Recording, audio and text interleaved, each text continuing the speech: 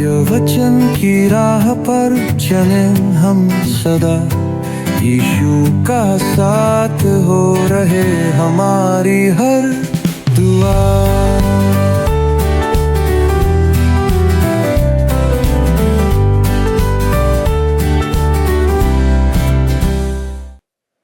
प्रिय दर्शकों, आपकी मनपसंद बाइबल अध्ययन सत्यवचन में आप सभी का स्वागत है।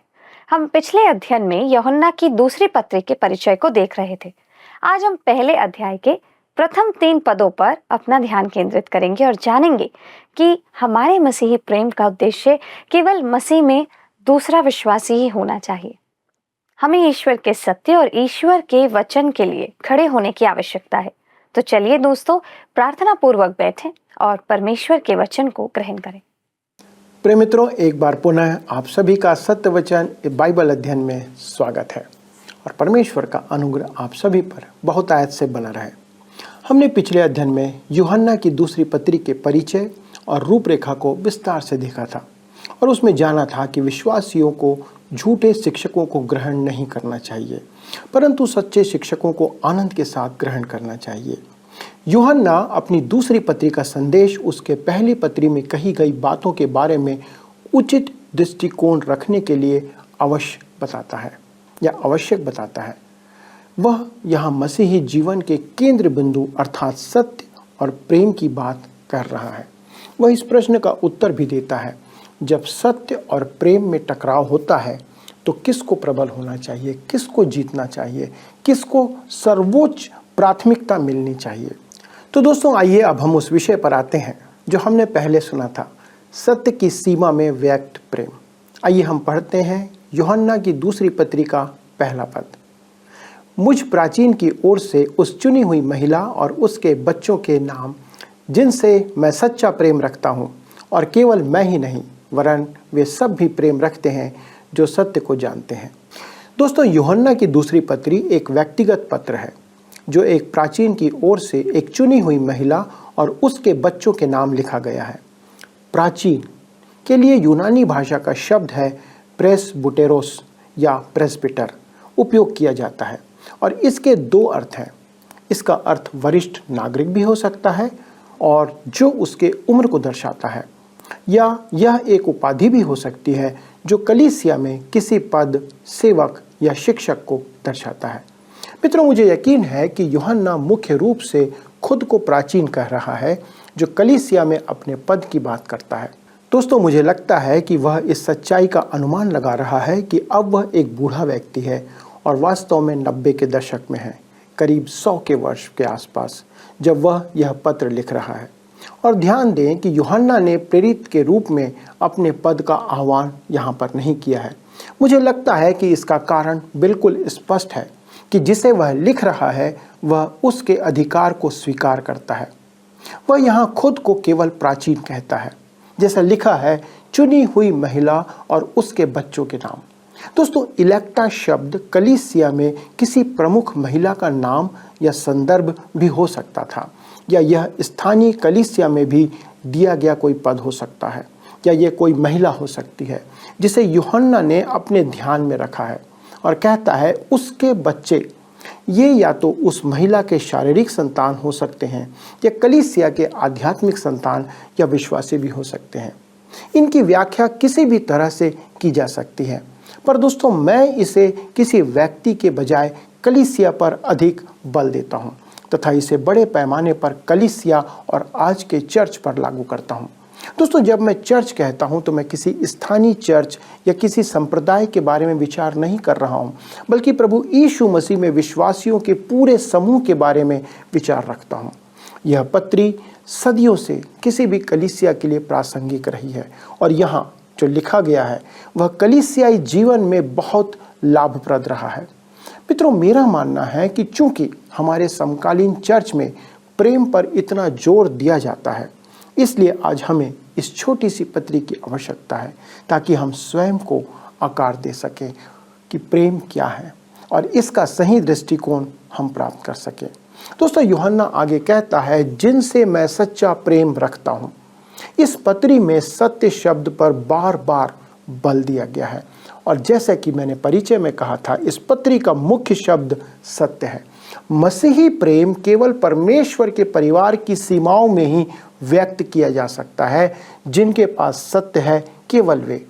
यहाँ सत्य परमेश्वर का वचन है और वह भी जो वचन में ही प्रकट होता है, स्वयं प्रभु यीशु मसीह। मैं जिनसे सच्चा प्रेम करता हूँ, इसका सही शाब्दिक अनुवाद है यही। यूहन्ना यहाँ दो बातें कह रहा है। पहला कि उसके प्रेम का उद्देश्य मसीह में दूसरा एक विश्वासी होना चाहिए, एक सच्चा विश्वासी। और साथ ही दूसरी बात कि वह इस बात पर जोर देने में सच्चा है कि अपने प्रेम को व्यक्त करना केवल एक मामूली पवित्र बात नहीं है, जिससे वह यहाँ कह रहा है। तथा आगे कहता है, और केवल मैं ही नहीं वरन वे सब भी प्रेम रखते हैं जो सत्य को जानते हैं। दोस्तों, यहाँ यूहन्ना विश्वासियों के शेष समूह को भी शामिल करता है। वे भी इस कलीसिया में इस विशेष महिला से उसकी उत्कृष्ट गवाही के कारण प्रेम करते हैं। दोस्तों, अब हम आगे बढ़ते हैं और यूहन्ना की दूसरी पत्री के दूसरे पद पर आते हैं।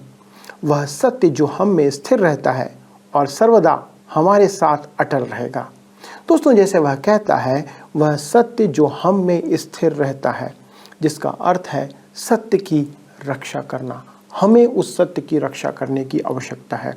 हमें यह पहचानना होगा कि सत्य की रक्षा की जानी चाहिए। हमें ईश्वर के सत्य और ईश्वर के वचन के लिए खड़े होने की आवश्यकता है।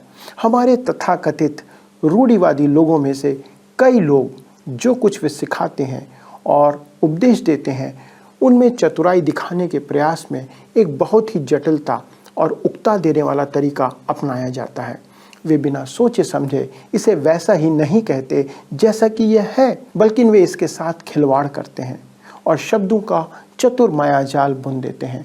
मैं सही शब्दों के उपयोग के पक्ष में हूँ, जैसा कि आप अच्छी तरह जानते हैं। लेकिन मुद्दा यहाँ पे यह है कि सच्चाई को स्पष्ट रूप से कहा जाए और प्रकट किया जाना आवश्यक है। कई साल पहले एक शिक्षक से मेरी मुलाकात हुई जो बहुत दिलचस्प थी। उनके एक छात्र ने मुझे बताया कि वे एक खास सिद्धांत पर विश्वास नहीं करते और मैंने उनकी बात पर उनसे हवाला देते हुए पूछा। यह व्यक्ति मुझसे बहुत क्रोधित हो गया। अगर मैं गलत था तो उसे ऐसा कहने का हक भी था। मैंने उससे कहा, मैं चाहता हूं कि आप मुझे इसे स्पष्ट रीति से समझाएं। अगर आप मुझे एक पत्र लिखकर स्पष्ट रूप से बता दें कि आप क्या मानते हैं, तो मुझे इसे पढ़कर और माफ़ी मांगकर बहुत खुशी होगी। पर उस तरह का पत्र लिखने के स्थान पर उन्होंने एक पत्र लिखा जिसमें उन्होंने स्पष्ट किया कि वह इस बात पर बहुत नाराज़ हैं कि मैंने यह सुझाव भी दिया कि वह ऐसे सिद्धांत पर विश्वास नहीं करते हैं। इस कारण मैंने उन्हें फिर यह पत्र लिखा और कहा, इस बात को स्पष्ट करने के लिए आपको बस इतना करना है कि आप स्पष्ट रूप से बताएं कि आप क्या मानते हैं। पृष्ठ के निचले भाग में मैंने लिखा, मैं विश्वास करता हूं और मैं विश्वास नहीं करता हूं, और मैंने उसे उत्तर देने के लिए जगह छोड़ दी जिससे उनके लिए उत्तर देना आसान हो जाए। इसके बाद तो वे और भी अधिक क्रोधित हो गए और मुझे उनसे एक और पत्र मिला। दोस्तों, इसलिए मैंने इस मामले को छोड़ दिया और बाद में मुझे पता चला कि उन्होंने जवाब ही नहीं दिया क्योंकि वे वास्तव में उस सिद्धांत पर विश्वास नहीं करते थे जिसके बारे में मैंने उनसे सवाल पूछा था। दोस्तों, आज लोगों का हाल ऐसा ही है। लेकिन दोस्तों, उन्होंने अपने अविश्वास को छुपाने की कोशिश की थी। दोस्तों, मेरी भावना यह है कि मैं उनके विश्वास के लिए उनका सम्मान करता हूँ, हालांकि यह मेरे विश्वास से अलग है। मैं कभी भी किसी ऐसे व्यक्ति को या विधर्मी या धर्म त्यागी को नहीं मानूंगा जो अपने विश्वास को मानता है। लेकिन मैं इस तथ्य का सम्मान नहीं कर सकता कि उनका तरीका हमेशा से ही स्पष्ट नहीं है कि वे वास्तव में क्या विश्वास करते हैं। दोस्तों, कहता है वह सत्य जो हम में स्थिर रहता है, अर्थात सत्य के लिए जो हम में वास करता है और सदा हमारे साथ बना रहेगा। दोस्तों, परमेश्वर का धन्यवाद हो कि सत्य सदा ही हमारे साथ रहेगा।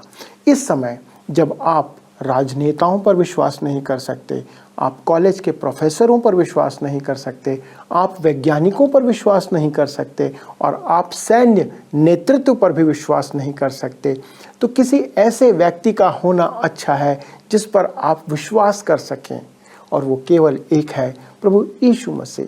लिखा है सत्य जो हम में वास करता है, परमेश्वर की आत्मा जो हमारे भीतर वास करती है और इन बातों को हमारे लिए वास्तविक बनाती है और सदा हमारे साथ रहेगा, जैसे लिखा है।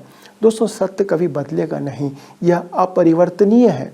किसी ने इसे बड़े अच्छे तरीके से कहा है, जो सत्य है वो नया नहीं है और जो नया है वो सत्य नहीं है। दोस्तों, अनेक बातों को सामान्य बनाए जाने की तरह इसमें भी कुछ अपवाद है, यकीनन होगा, लेकिन आमतौर पर यह सत्य है। पद 3 में यूहन्ना एक ऐसा अभिवादन प्रस्तुत करता है जो पौलुस, पतरस, यूहन्ना और यहाँ तक कि स्वयं यूहन्ना के अभिवादन के साथ थोड़ा भिन्न है। आइए हम पढ़ें यूहन्ना की दूसरी पत्रिका 3 पद। जैसा लिखा है, परमेश्वर पिता और पिता के पुत्र यीशु मसीह की ओर से अनुग्रह और दया और शांति सत्य और प्रेम सहित हमारे साथ रहेंगे। मित्रों, यहाँ पर 3 ऐसे शब्द हैं जिनके बारे में हमें अपनी सोच में स्पष्ट होना चाहिए। वे वास्तव में इस अर्थ में भिन्न हैं कि वे सभी एक ही बात पर लागू होते हैं। ये शब्द हैं प्रेम, दया और अनुग्रह।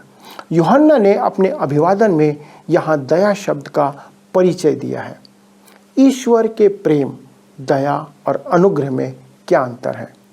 हम इफिसी 2:4 और 5 में पढ़ते हैं, परंतु परमेश्वर ने जो दया का धनी है, अपने उस बड़े प्रेम के कारण जिससे उसने हमसे प्रेम किया, जब हम अपराधों के कारण मरे हुए थे तो हमें मसीह के साथ जिलाया, अनुग्रह ही से तुम्हारा उद्धार हुआ है। मित्रों, यह एक अद्भुत वचन है क्योंकि इसमें हमें 3 शब्दों का संयोजन मिलता है।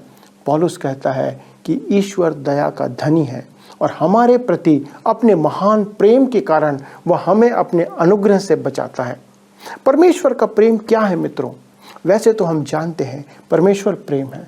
संसार की किसी भी चीज की सृष्टि से पहले परमेश्वर प्रेम था। कोई कह सकता है कि उसने उस समय किससे प्रेम किया?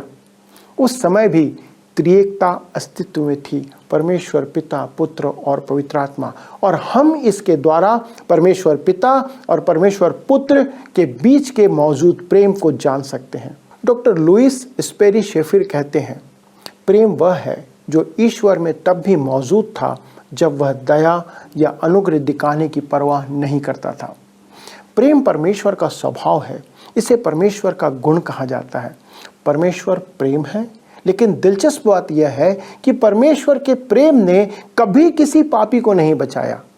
परमेश्वर के प्रेम ने परमेश्वर को दया और अनुग्रह की दिशा में आगे बढ़ने के लिए प्रेरित किया।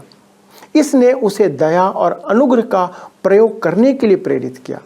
दोस्तों, इसका अर्थ है कि परमेश्वर अपने प्रेम के कारण दया और अनुग्रह प्रकट करता है और मनुष्य को बचाता है या उसका उद्धार करता है। पर दोस्तों, अब सवाल उठता है कि दया और अनुग्रह में क्या अंतर है? एक बार फिर डॉक्टर शेफिर ने इसे बहुत स्पष्ट रूप से व्यक्त किया है। दूसरी ओर दया वह है जो परमेश्वर में है और वह पापी मनुष्य की आवश्यकताओं को उचित रूप से पूरा करती है। परमेश्वर दया का धनी है, लिखा है। वह दया का धनी क्यों है? क्योंकि वह प्रेम है, और क्योंकि परमेश्वर प्रेम है इसलिए उसने दया करके पापी मनुष्य की ज़रूरतों को पूरा किया। लेकिन परमेश्वर अपनी दया के कारण से मनुष्य को नहीं बचाता है। इस बात को ध्यान रखिए। मैं डॉक्टर शेफर के शब्दों को एक बार फिर से दोहराता हूँ। अनुग्रह वह है जो बचाने के लिए स्वतंत्र रूप से कार्य करता है, क्योंकि पवित्रता की सभी मांगें पूरी हो चुकी हैं। आज परमेश्वर अनुग्रह में कार्य करने के लिए स्वतंत्र है। दोस्तों, आप एक पापी हैं जो परमेश्वर को उद्धार के लिए कुछ भी प्रदान नहीं कर सकते, कुछ भी नहीं दे सकते। आपके पास उसे देने के लिए कुछ भी नहीं है। लेकिन दोस्तों, अब प्रश्न है कि अनुग्रह क्या है? कि परमेश्वर आपके पास आए, वो आता है और खोए हुए पापी के पास आ सकता है और कह सकता है, मैं प्रेम हूँ और मैं दया का धनी हूँ, मैं तुमसे प्रेम करता हूँ और मैंने अपनी दया से तुम्हारे लिए एक उद्धारकर्ता प्रदान किया है या दे दिया है। अब यदि आप उस पर भरोसा करते हैं, तो जैसा इफिसी 2:8 में लिखा है, क्योंकि विश्वास के द्वारा अनुग्रह ही से तुम्हारा उद्धार हुआ है, और यह तुम्हारी ओर से नहीं वरन परमेश्वर का दान है। तो आप मित्रों उस द्वारा बचाए जाते हैं। यहाँ इन शब्दों के बीच एक बहुत बारीक सा अंतर है, और कोई यह कह सकता है यह बिना किसी भेद के एक अंतर जैसा दिखता है। खैर, जो कुछ भी हो, इसमें एक अंतर है जो अलग नहीं है। उद्धार पूर्णतः परमेश्वर के प्रेम से उत्पन्न होता है। फिर से सुनिए, उद्धार पूर्णतः परमेश्वर के प्रेम से उत्पन्न होता है, लेकिन परमेश्वर अपने प्रेम या अपनी दया से हमें नहीं बचाता है। आखिरकार हमारा ईश्वर एक पवित्र परमेश्वर है। वह बाइबल में कहता है, यूहन्ना 3:16 में लिखा है, क्योंकि परमेश्वर ने जगत से ऐसा प्रेम किया कि उसने अपना इकलौता पुत्र दे दिया, कि जो कोई उस पर विश्वास करे वह नाश ना हो परंतु अनंत जीवन पाए। आप देख सकते हैं मित्रों कि परमेश्वर ने जगत से ऐसा प्रेम नहीं किया कि उसने जगत को बचाया। उसने ऐसा नहीं किया। परमेश्वर ने जगत से ऐसा प्रेम किया कि अपनी दया से उसने जगत के लिए एक उद्धारकर्ता प्रदान कर दिया, और अब वह हमें अनुग्रह से यहाँ पर बचाता है या हमें बचा सकता है। यहाँ कुछ और भी है जिसे हमें देखना आवश्यक है। उद्धार सिर्फ परमेश्वर के प्रेम की अभिव्यक्ति ही नहीं है, बल्कि यह परमेश्वर के न्याय और धार्मिकता की अभिव्यक्ति भी है। हमें सिर्फ यूहन्ना 3:16 की आवश्यकता नहीं है, बल्कि हमें रोमियो 3:26 की भी आवश्यकता है, जहाँ पर लिखा है, वरन इसी समय उसकी धार्मिकता प्रकट हो, जिससे वह आप ही धर्मी ठहरे, जो यीशु पर विश्वास करे उसका भी धर्मी ठहराने वाला हो। दोस्तों, जब आप मसीह यीशु पर विश्वास करते हैं तो आपको न्यायोचित ठहराने के लिए परमेश्वर को भी धर्मी और पवित्र और न्यायी होना आवश्यक है। मित्रों, वह स्वर्ग का पिछला दरवाजा खोलकर आपको अंधेरे की आड़ में अंदर स्वर्ग में नहीं ले जाएगा। आप और मैं स्वर्ग के योग्य नहीं हैं। हम उससे अलग हो चुके हैं। हमारा उसके साथ कोई मेल जोल नहीं है। अदन की वाटिका में परमेश्वर से संबंध और संवाद, बातचीत और संबंध टूट गया था, और वही है जिसने इसे फिर से स्थापित किया, क्योंकि उसे न्यायी और धर्मी होना आवश्यक है। इसलिए उसकी दया ने एक उद्धारकर्ता दिया, प्रदान किया, और ऐसा इसलिए था क्योंकि वह आपसे प्रेम करता है। वह धर्मी है और ऐसा कर सकता है ताकि वह न्यायी ठहरे और यीशु पर विश्वास करने वाले को धर्मी ठहराए। दोस्तों, इसलिए यूहन्ना अब लिख सकता है, अनुग्रह तुम्हारे साथ हो। यही तरीका है जिससे परमेश्वर हमें बचाता है। लिखा है, दया ने हमारे लिए एक उद्धारकर्ता प्रदान किया, अर्थात परमेश्वर की दया ने। और शांति क्या है? जब तुम्हारे पास यह सब होगा तो परमेश्वर की शांति, जो सारी समझ से परे है, तुम्हारे हृदयों को सुरक्षित रखेगी, जैसा कि यूहन्ना ने कहा। और सत्य जो हम में स्थिर रहता है और सर्वदा हमारे साथ अटल रहेगा।